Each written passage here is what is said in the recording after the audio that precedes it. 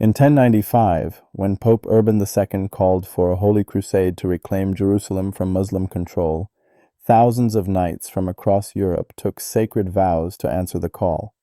For many knights, the decision to join the crusade meant leaving behind families and lands they might never see again, driven by a complex mixture of religious fervor, desire for adventure, and hopes of securing land and glory. The journey to the Holy Land was a grueling test of endurance, with thousands perishing from disease, starvation, and exhaustion long before reaching any battlefield. The siege of Antioch in 1097 became a turning point, where after 8 months of starvation and disease, the Crusaders finally breached the city walls through a secret deal with the tower guard. What followed was a merciless sacking of the city, where Crusaders, driven by religious zeal and months of suffering, showed little mercy to the inhabitants.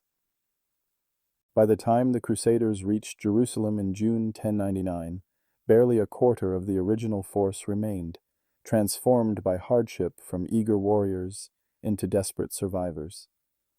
The final assault on Jerusalem became the culmination of years of suffering, with Crusaders fighting with a fervor born of the belief that paradise awaited those who died in the attempt.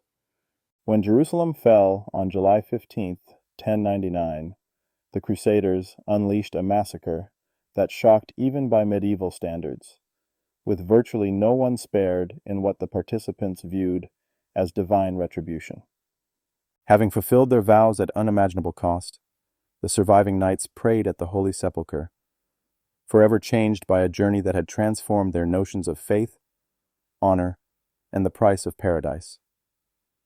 For those knights who survived to see the establishment of the Crusader states, many chose to remain in this foreign land, becoming lords of new territories and living out their days far from the Europe that had shaped them, guardians of a fragile kingdom built on blood and faith.